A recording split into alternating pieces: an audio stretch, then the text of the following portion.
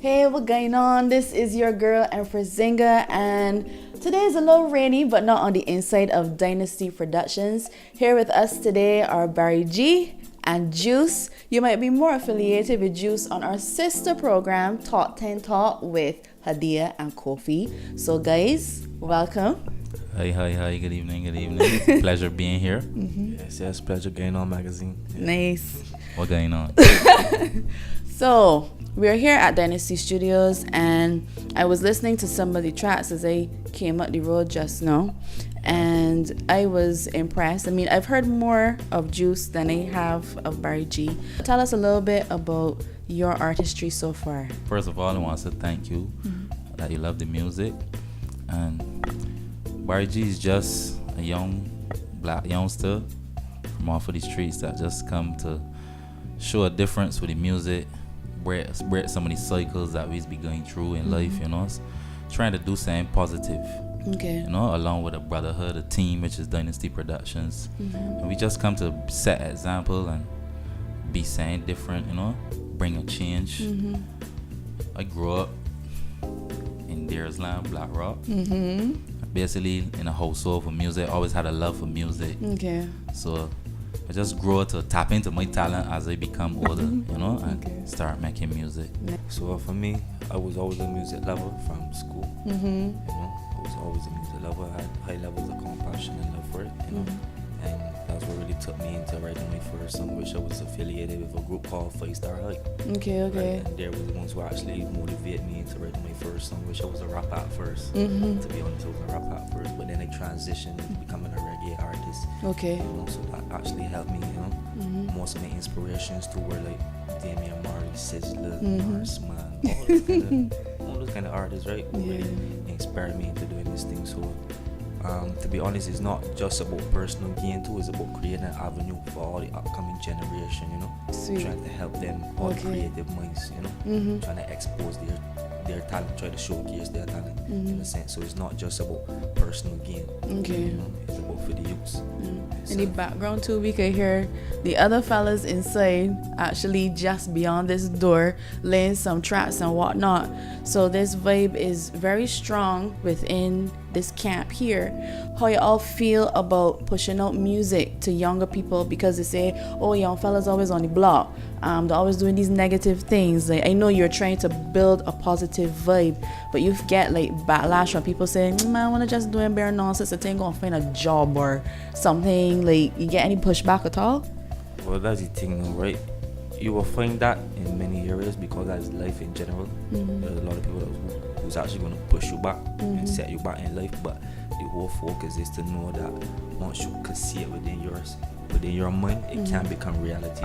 It will manifest within time. Just, you know, put a lot of work into it, you know. In terms that I agree with Juice and what he's saying. Like, in general life, you'll always get the pushback from the people, you know, the person that don't believe in you, the person that maybe doubt you or what you're doing. But I don't really feel like we just get too much backlash. I feel like we just get more of positive, better reaction each time we try to do something, and it feels good because, as you say, like, it's be a stereotypical kind of thing when it comes to the like people we age and stuff, like, oh, them just there or them just doing this or that. So like, with the positive reaction from the people, it shows that what we're doing is worth something.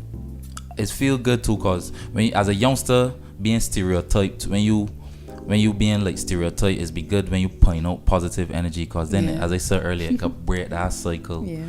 The stereotype or these whatever we's got come true. You know what I'm saying? So I don't think we get too much backlash. I think we more get like a positive reaction, like a keep going, like keep doing one thing, keep doing one thing. We love what we're doing type thing. That's very, very good to hear.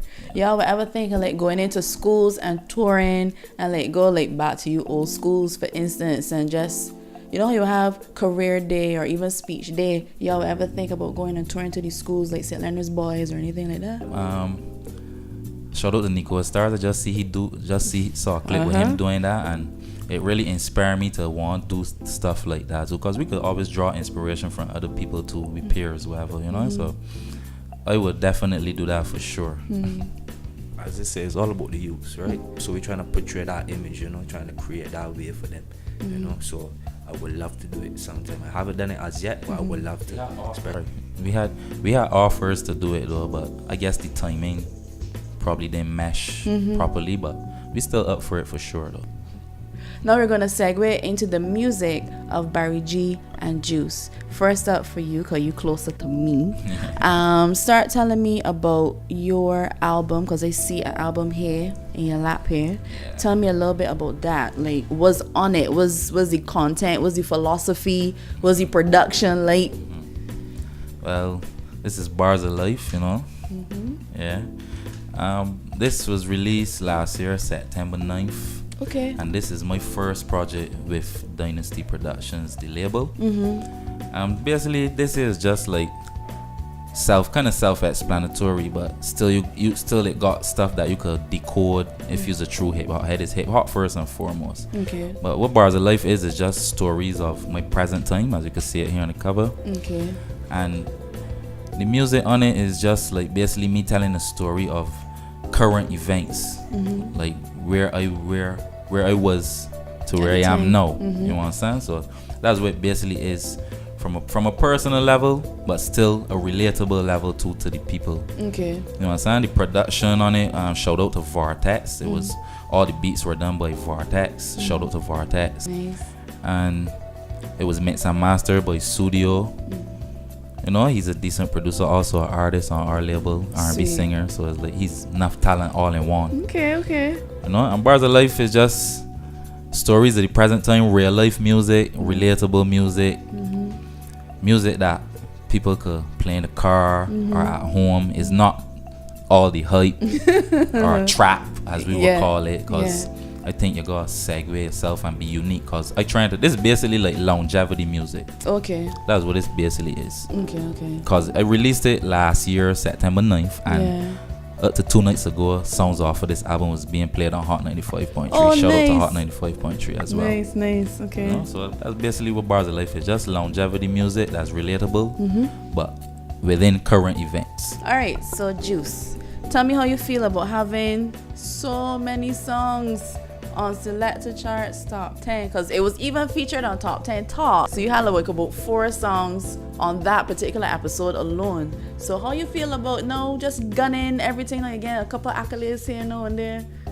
To be honest, I found it very ironic to see that so many songs was on top ironic 10 charts. Why ironic? Because like so many like Bajan talent, so much talent, right? It's on this island. It's very hard to believe that most of my songs was on there, right? Because when you listen to other songs, other mainstream music, other local artists and things, right? It's so ironic. It's so ironic, to be honest. But I don't really like go on it and follow it that much. But to be honest, I'm really pleased about it. Okay. Right? Because I'm doing something better for myself. I'm changing. Right? It's just showing the change in my life. You know. So yeah, it's, to be honest, yeah. But currently we are in the month of November. You know, there's some people who have been playing music since October, which is more Christmas-esque. And throughout the year, you've got to fight really hard to get Bajan artists on the radio. It's usually be Jamaican dance hall or Trinidadian soca or USA hip hop and trap. So what are your thoughts on that in terms of DJs and radio stations and artists in general? To be honest, for me, I would like the DJs to support more talent, because they hardly do it, and most of the time I try to reach out to certain DJs, even on social media and what's not, they don't even reply to me. You understand? So I would like most of the radio personalities to get up and do something. But shout out to Zen, the DJ, because he's one that actually reached out to me. And I have a radio interview going on tomorrow. Nice. 9:30 p.m. on 85.3. So shout out to Zen DJ. Because to Bard, Pipe Iron, all of those guys, you know, who actually support local talent. Okay. Right? 'Cause there's not much, to be honest.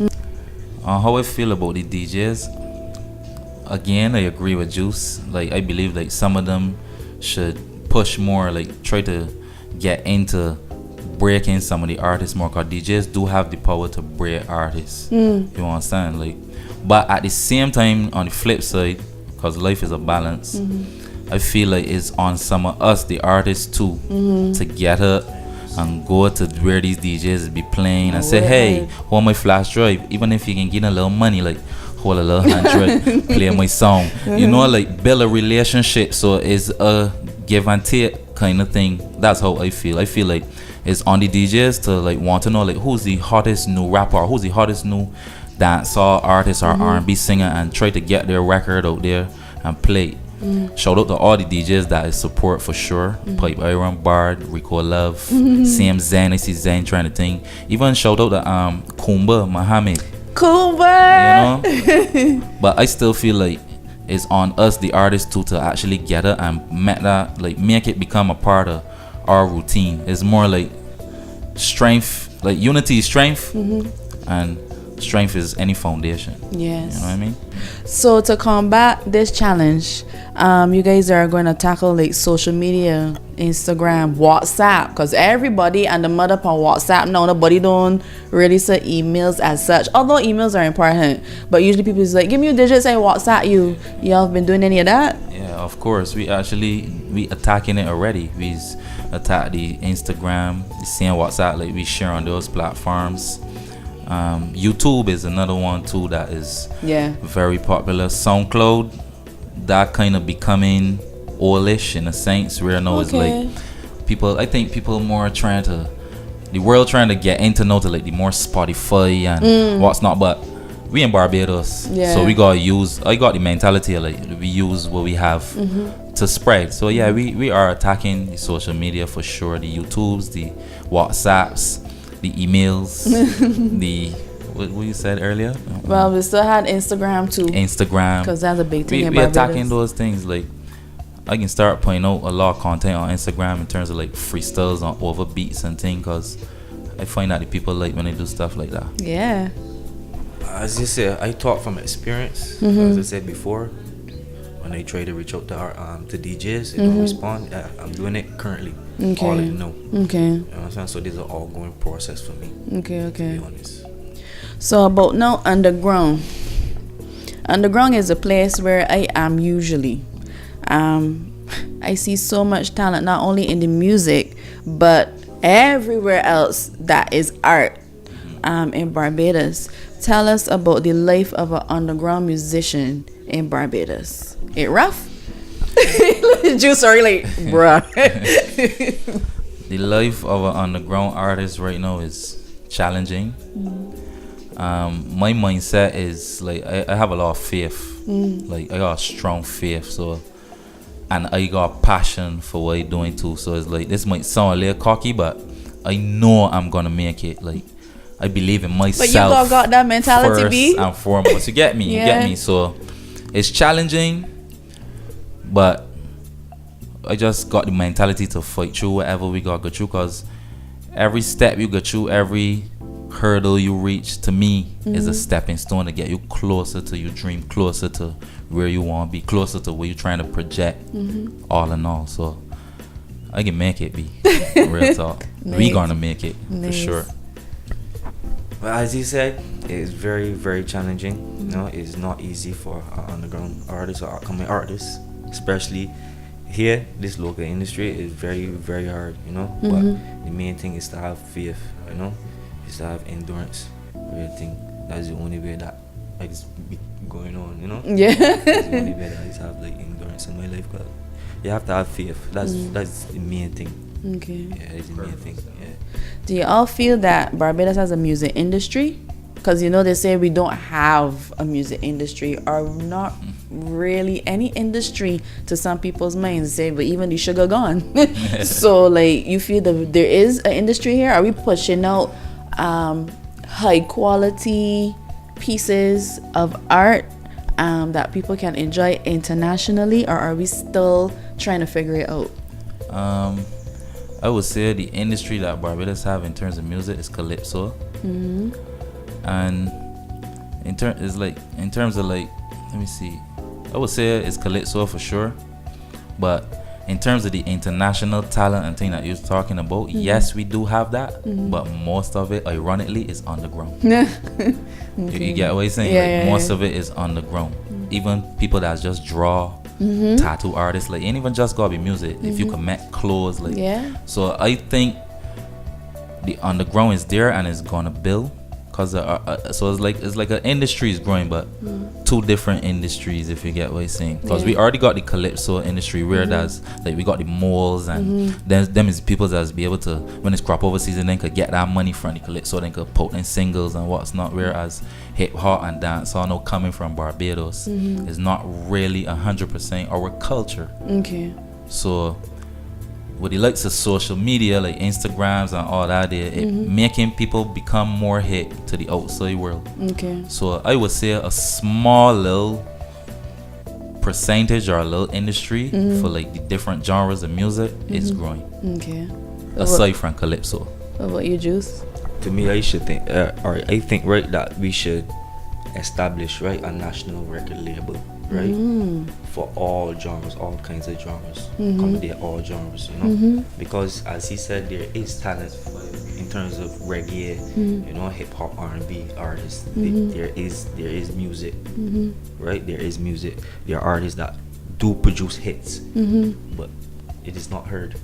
But when you say you're going big, man, like a national record label, Yeah, something like like that, man. there's so many levels to that where you will have to build an infrastructure for that alone. Exactly. Then even adding in the artists, that is a lot of arts administration. Yes. How do you have any thoughts on how you can make that better? I know we have cost cap and we have all these other things. Do you see cost cap being underneath that label? Is it government owned? Is it somebody that should be more private doing this entity? To be honest, everyone has to play their part in it. Okay. Everyone has to play their part. We are a society, not just an economy. We need to understand that, right? So we need to centralize and be there for one another. Even if you're doing soca, even if you're doing reggae, hip hop, everyone needs to be connected.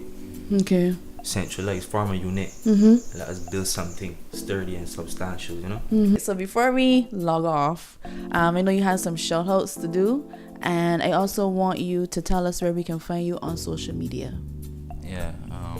But first and foremost, shout out to GineOn magazine. Thanks for having us. It was a Good dear. pleasure. I Thanks. watch all y'all content.